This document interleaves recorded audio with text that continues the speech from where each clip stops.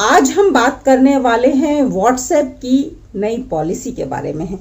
क्या आप WhatsApp use करते हैं? तो जी हाँ, ज्यादातर लोग, करीब करीब हमारे देश में 40 करोड़ यूजर्स हैं व्हाट्सएप के। तो ये एक बहुत बड़ी तादाद है, बहुत बड़ी संख्या है उन लोगों की जो लोग व्हाट्सएप यूज करते हैं। और आजकल व्हाट्सएप हमारी आम जिंदगी का, हमारी डे टू डे लाइफ का इतना इनसेपरेबल हिस्सा बन चुका है कि उसे अपने आप से अलग करने के बारे में हम सोच भी नहीं पाते हैं। चाहे वो हमारी डेली लाइफ हो, फैमिली ग्रुप्स हो, हमारे RWAs हो, बच्चों के स्कूल के होमवर्क हो, या फिर आपके कॉलेज ग्रुप्स हो, तो हर जगह आपको जरूरत पड़ती है उस व्हाट्सएप की। इवन ऑफिशियल वर्क्स काफी ज्यादा आजकल व्हाट्सएप पे किए जाने लगे हैं। स्पेशली जो कोविड-19 पेंडेमिक आया उसके बाद तो व्हाट्सएप का यूज इतना ज्यादा बढ़ चुका है कि उसके बिना अपनी लाइफ सोच पाना ही बड़ा मुश्किल है। और ऐसे में दोस्तों, जब व्हाट्सएप जैसे सोशल मीडिया प्लेटफॉर्म की नई पॉलिसी आती है तो एक झटका सा लगता है, अरे ये क्या हुआ, अब क्या करने वाले हैं ये लोग। तो दोस्तों, आज मैं उसी पॉलिसी को सिंप्लीफाई करूंगी और ये आपको डिसाइड करना है कि ये पॉलिसी आपके लिए खतरनाक है या ठीक है, इट्स ओके, या फिर आपको व्हाट्सएप यूज करना चाहिए या नहीं करना चाहिए। ये डिसीजन आपका होगा। मैं इस नई पॉलिसी को जितना समझ पाई हूं, जितना समझने की कोशिश की है, मैं अपनी उस समझ को आप तक जरूर पहुंचाऊंगी ताकि आपके लिए समझना थोड़ा आसान हो जाए, थोड़ा बेहतर हो जाए कि ये व्हाट्सएप की नई पॉलिसी है क्या। तो दोस्तों, सबसे पहले तो मैं आपको बताना चाहूंगी कि जो व्हाट्सएप है वो फेसबुक की सब्सिडरी कंपनी है 2014 से ही। और फेसबुक काफी समय से प्लान कर रहा है, कोशिशें कर रहा है अपने सारे सोशल मीडिया प्लेटफॉर्म्स को आपस में इंटीग्रेट करने का, आपस में जोड़ने का, ताकि वो बेहतर सर्विसेज, बेहतर यूजर फ्रेंडली प्लेटफॉर्म्स क्रिएट कर सके यूजर्स के लिए, ऐसा फेसबुक का कहना है। तो दोस्तों, इसी मुहिम के तहत 2012 में ही इंस्टाग्राम और फेसबुक मैसेंजर जैसे social media platforms already connected हो चुके थे, इंटीग्रेट हो चुके थे फेसबुक से। और अक्टूबर 2020 में जो फेसबुक के हेड हैं मार्क जुकरबर्ग, उन्होंने ऑलरेडी अनाउंस कर दिया था कि वो व्हाट्सएप को भी फेसबुक से इंटीग्रेट करने वाले हैं। पर अब वो समय आ गया है जब फाइनली आपका जो व्हाट्सएप है वो आपके फेसबुक से इंटीग्रेट होने वाला है, जुड़ने वाला है। तो इसमें आप पे क्या असर पड़ेगा वो अब मैं बताने जा रही हूँ। तो दोस्तों, पहली चीज कि जो पुरानी व्हाट्सएप की पॉलिसी होती थी वो बड़े क्लियर शब्दों में कहती थी कि आपकी निजता हमारे DNA में है और हम अपने इस सोशल मीडिया प्लेटफॉर्म को जो भी विस्तार करेंगे आपकी निजता को ध्यान में रखते हुए ही करेंगे। पर अब जो नई पॉलिसी है ना, इसमें निजता, DNA कहीं गायब हो गया है। अब आपकी निजता शायद उनके DNA में रही नहीं, क्योंकि अब वो बात करते हैं कि ये नई जो हमारी पॉलिसी है वो आपके डेटा को कितना यूज करेगी और उस डेटा के यूज होने से या शेयर होने से आप पे क्या असर पड़ने वाला है उसके बारे में बताएगी। यानी कि एक बात तो साफ कर दी है व्हाट्सएप ने कि जो निजता बहुत कोर उनकी एक पॉलिसी होती थी, निजता पे बहुत जोर दिया जाता था, अब वो कहीं ना कहीं डाइल्यूट हो गई है, लिक्विडेट हो गई है। अब निजता उनकी प्राइमरी वो नहीं रह गई है, पॉलिसी नहीं रह गई है, और वो कहीं ना कहीं उससे छेड़खानी तो जरूर करने वाले हैं। दूसरी चीज दोस्तों की जो हमारी निजता है उससे हम पे एक्चुअली क्या असर पड़ने वाला है और उससे क्या फर्क पड़ेगा। तो फेसबुक का जैसा कि कहना है कि वो यूजर फ्रेंडली प्लेटफॉर्म्स बनाना चाहते हैं।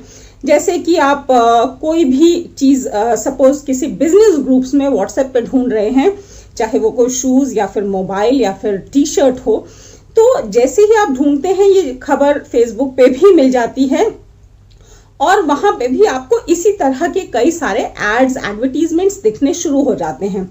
ऐसा इसलिए कि आपकी काफी सारी जानकारी जो है व्हाट्सएप के पास है और काफी सारी जानकारी इक्वली फेसबुक के भी पास है, पर ये दो अलग अलग सिलोज में स्टोर्ड हैं। लेकिन जब ये दोनों सिलोज आपस में बात करने लगेंगे तो ये जानकारी इंटीग्रेट हो जाएगी। मींस जो ये सोशल मीडिया प्लेटफॉर्म है आपकी ज्यादा पुख्ता जानकारी रखेंगे, और पुख्ता जानकारी होना ही आज की मार्केटिंग स्ट्रैटेजी है सबसे बड़ी।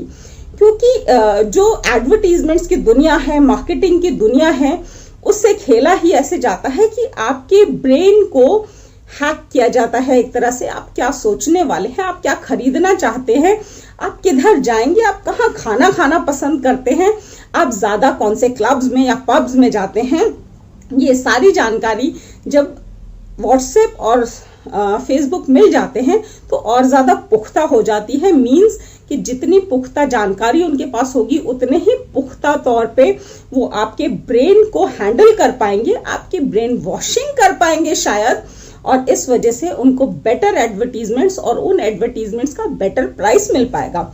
यानी कि जब आपको कोई सर्विस फ्री में मिल रही है ना दोस्तों, जैसे व्हाट्सएप या फिर फेसबुक, तो आप ये मत मानिए कि आपको सर्विस फ्री में मिल रही है। आपने तो कोई प्रोडक्ट खरीदा ही नहीं और आपको सर्विस मिले जा रही है। यहाँ पे प्रोडक्ट आप खुद हैं, आपको बेचा जा रहा है आपके थॉट्स को, आपकी रिक्वायरमेंट्स को, और आपको खुद को बेचा जा रहा है।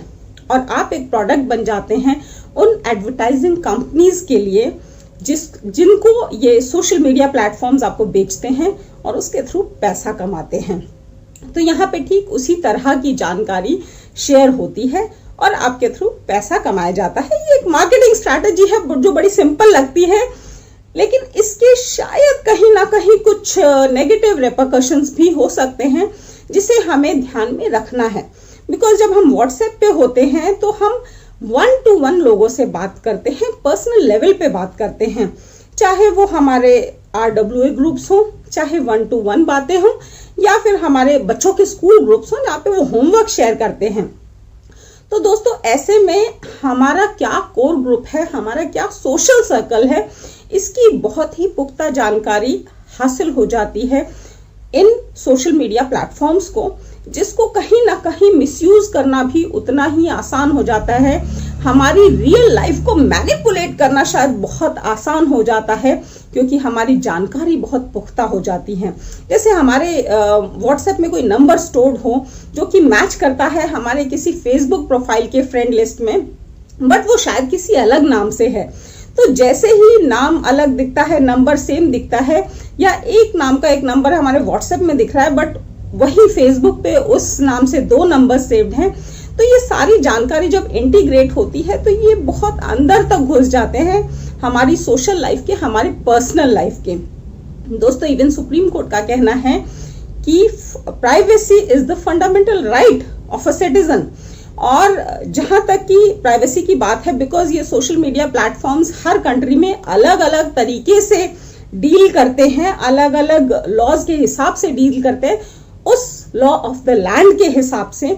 तो भारत में शायद इस प्राइवेसी को लेकर के लॉ को और स्ट्रांग होने की जरूरत है, क्योंकि हमारी हर जानकारी यूजर फ्रेंडली के नाम पे कहीं पे भी भेजी जा सके, ये शायद थोड़ा खतरनाक हो जाएगा हमारे लिए ही नहीं, हमारे उन बच्चों के लिए जो उस सोशल मीडिया या व्हाट्सएप को यूज कर रहे हैं, होमवर्क शेयर कर रहे हैं, पिक्चर शेयर कर रहे हैं, अपनी लोकेशन शेयर कर रहे हैं। ये एक खतरनाक चीज है। हमारे RWA ग्रुप्स हैं उसमें, मतलब कि हमारे पड़ोसी के कुत्ते ने किसको काटा ये भी जानकारी उन सोशल मीडिया प्लेटफॉर्म्स पे पहुंच रही है। तो हमें ये देखना होगा कि हमें कितनी जानकारी इन सोशल मीडिया प्लेटफॉर्म्स को देनी है और कितनी नहीं देनी है।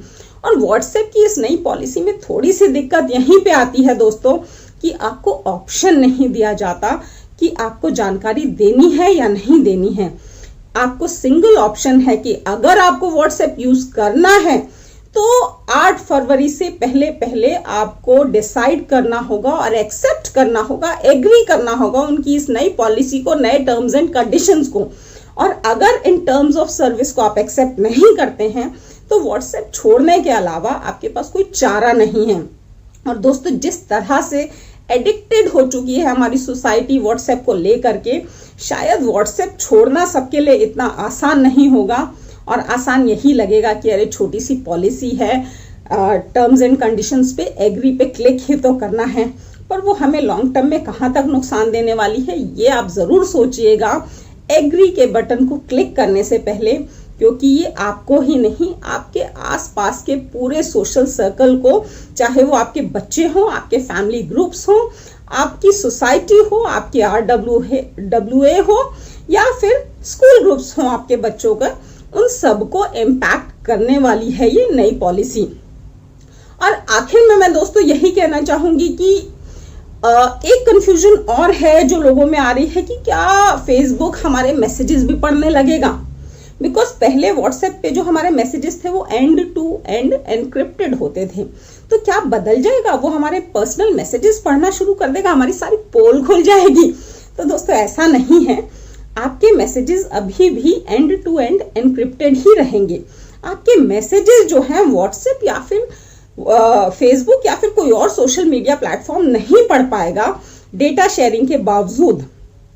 लेकिन ऐसे में क्योंकि डेटा शेयरिंग होगी तो लीकेज की प्रोबेबिलिटी शायद बढ़ ना जाए, इसको भी हमें एक बार सोचना जरूर होगा। हाँ, ये जरूर होगा कि आपने अगर किसी को पर्सनल मैसेज भेजा और उसका मोबाइल स्विच ऑफ है या कोई प्रॉब्लम है, तो 30 डेज तक वो व्हाट्सएप के सर्वर पे स्टोर्ड रहेगा। अगर 30 डेज से पहले उसने वापस मोबाइल एक्टिवेट कर लिया तो वहां पे वो मैसेज पहुंच जाएगा, और नहीं एक्टिवेट किया तो वो मैसेज ऑटोमेटिकली डिलीट हो जाएगा।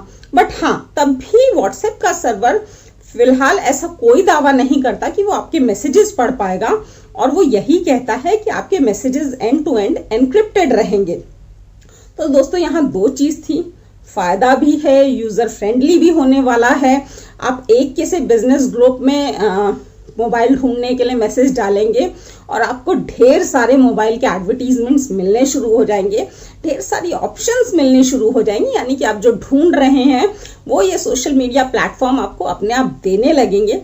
लेकिन उसके बदले में जो आपकी प्राइवेसी ले रहे हैं, आपको ये सोचना है कि ये प्राइवेसी देने के लिए यूजर फ्रेंडली मिलने का सौदा खरा है या खोटा है। आपको ये सौदा पसंद आ रहा है कि नहीं आ रहा है, और अगर पसंद आ रहा है तो 8 फरवरी से पहले आप ये डिसाइड कर सकते हैं कि आपको अब एग्री का बटन दबा के व्हाट्सएप यूज करना कंटिन्यू करना है, या फिर एग्री का बटन नहीं दबाना और व्हाट्सएप की जगह कोई और सोशल मीडिया प्लेटफॉर्म ढूंढना है अपने फ्रेंड्स और अपनी फैमिली से चैटिंग करने के लिए। तो ये था हमारा आज का वीडियो। मिलते हैं हमारे नेक्स्ट वीडियो में, तब तक के लिए थैंक यू, धन्यवाद, नमस्कार, शब बखैर।